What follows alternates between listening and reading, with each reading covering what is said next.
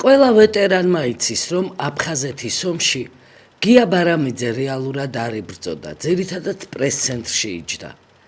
აფხაზეთის ომში ის უბრალოდ ტურისტი იყო, რომელიც საბრძოლო მოქმედებების ზონაში არასდროს არავის არ უნახავს. რეალურად არც ტყვეთა გაცვლაში მონაწილეობდა. სინამდვილეში ამ პროცესს ეტმასნებოდა, განსხვავებით მაგალითად პაატა ზაქარეიშვილისგან, რომელიც ქმედითად მონაწილეობდა ტყვეთა გაცვლაში. სწორედ პაატა ზაქარეიშვილმა აღნიშნა, რომ ბარამიძეს არავითარი შეხება არ ქონია ტყვეთა გაცვლასთან და მეტიც არც ჩვენი კომისიის წევრი არ ყოფილაო. პირადად მე უარყოფითად ვაფასებ გია ბარამიძის ფსევდომეომრობას. მახსოვს 1993 წლის ივნისში სოხუმი მასირებულად დაიბომბა. პარალელურად ოჩამჩირეში მიდიოდა ძალიან მძიმე ბრძოლები. მე ოპერატორთან ერთად ჯერ სოხუმში ვიყავი, შემდეგ ოჩამჩირეში გადავინაცვლეთ. ლაბრაში კასპიის ბატალიონი იბრძოდა. მახსოვს ღამით სოხუმში დავბრუნდით.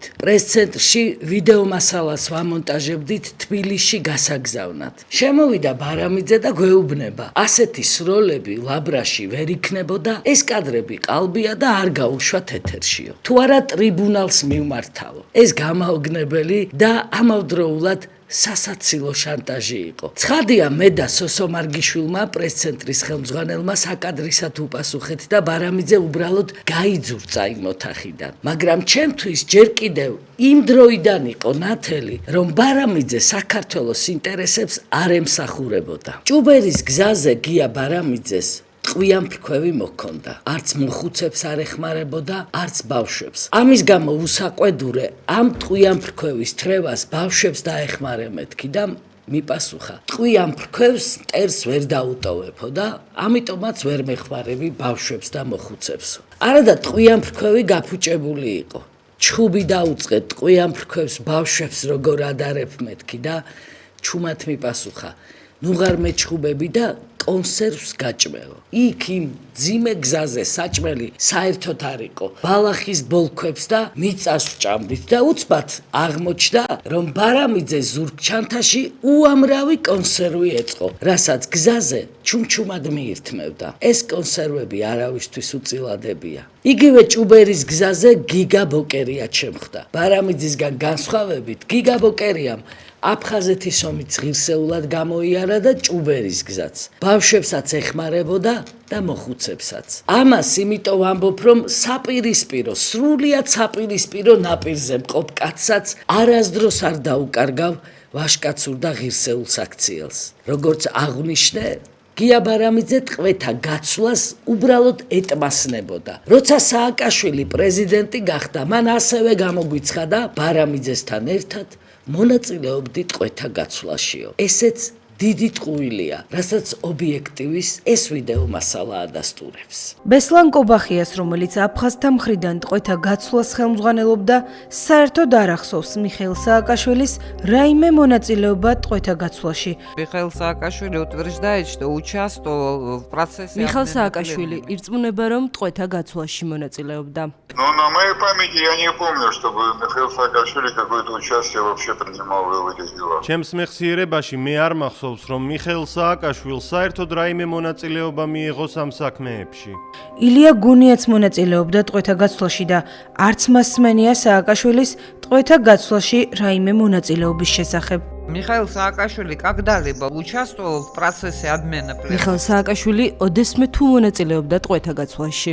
Никогда не слышал об этом, первый раз слышу такое. არასდროს მსმენია ამის შესახებ.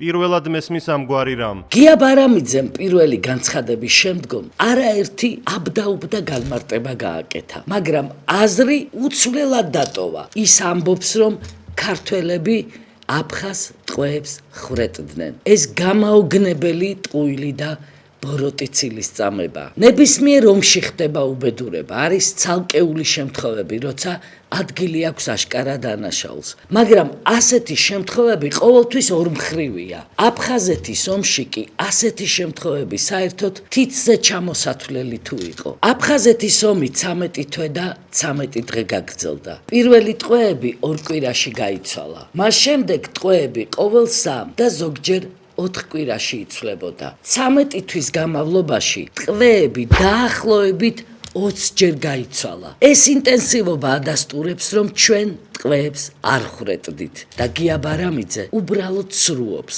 თუ ტყვეებს ხვრეტდით, სამჯერაც ვერ გავცვლიდით. მალხას თოფურია, რომელიც მართლაც უშუალოდ მონაწილეობდა ტყვეების გაცვლაში, ცალსახად აცხადებს, რომ სააკაშვილი არასდროს მონაწილეობდა ტყვეების გაცვლაში და საერთოდ არ ჰქონია არანაირი კავშირი აფხაზეთის ომთან. აფხაზეთში კონფლიქტი 14 აგვისტოს დაიწყო. 2 კვირის თავზე 28 აგვისტოს პირველად გაიცვალა ტყვეები. მას შემდეგ ეს პროცესი მუდმივად მიმდინარეობდა. ქართული მხრიდან ტყვეთა გაცვლაში მონაწილეობდნენ გენერალი გიორგი ყარყარაშვილი, პაატა ზაქარეიშვილი, სოსო მარგიშვილი, კიმ ჯაჭვლიანი, აკაკი გასვიანი, ზვიად მირგატია და მე მალხას თოფურია. აფხაზთა მხრიდან შესაბამისად ბესლან კობახია, ალექსანდრე ანქვაბი, ალექსანდრე ზანთარია, ჯემალ სმირი და კიდე სხვა პირები. სრული პასუხისმგებლობით ვაცხადებ, ომის არც ერთ ეტაპზე, არც ომის შემდგომ არასოდეს მიხეილ სააკაშვილს ტყვეთა გაცვლაში მონაწილეობა არ მიუღია. აქ საინტერესო სხვა რამაა. მაინც და მაინც დღეს რატომ ავრცელებს ამ ტყუილს გია ბარამიძე? ჩემი აზრით ეს არც შეცდომაა და არც უბრალო ცილისწამებაა. ეს ძალიან ბოროტი განზრახვაა. გამოდის, რომ ჩვენ სამხედრო დამნაშავეები ვართ. ეს საერთაშორისო სამართლებრივ სივრცეში რუსებსა და აფხაზებს აძლევს უპირატესობას. აბა დავაკვირდეთ, აფხაზებმა დღეს დაგმეს, ვითომ სიმართლის მთქმელ ბარამიძეზე ზეწოლა, ხოლო რუსებმა მორიგჯერ მოგთხოვეს დამოუკიდებელ აფხაზეთსა და დამოუკიდებელ ოსეთთან ხელშეკრულებების გაფორმება. ჩვენ ყოველთვის ვამბობდით, რომ ზუსტად სააკაშვილ ბარამიძეები იყვნენ და არიან რუსეთის ყველაზე საიმედო აგენტები, ნამდვილი აგენტები და არა ფსევდო. სხვათა შორის ეს უკრაინის დაზვერვის ყოფილმა გენერალ-მაიორმა მალომუჟმაც საჯაროდ დაადასტურა. ამათ გააჩუქეს ქართული მიწების 20%, ამათ დათმეს 200-ზე მეტი სოფელი, რასაც ქვების გროვა უწოდეს. ამათ მიატოვეს მშვიდობიანი მოსახლეობა და ჯარისკაცები. ამათ გააჩაღეს მარცხისთვის წინასწარ განწირული პროვოკაცია და ბოლოს სტრასბურგში აღიარეს, რომ აგვისტოს ომი ჩვენ დავიწყეთ და კასეტური ბომბებიც ჩვენ გამოვიყენეთო. და ეს ხალხი, ვინც ჩვენი ტერიტორიები სამარცხვინოდ და მოღალატურად დათმო, სხვებს აცხადებს რუსეთის აგენტებად. მაგრამ ქართული საზოგადოება დიდი ხანია ყველაფერს მიხვდა. აი ამიტომაც საჯარო სივრცეში ერთი კაციც კი არ გამოჩნდა, რომელიც გია ბარამიძეს მხარს დაუჭერდა.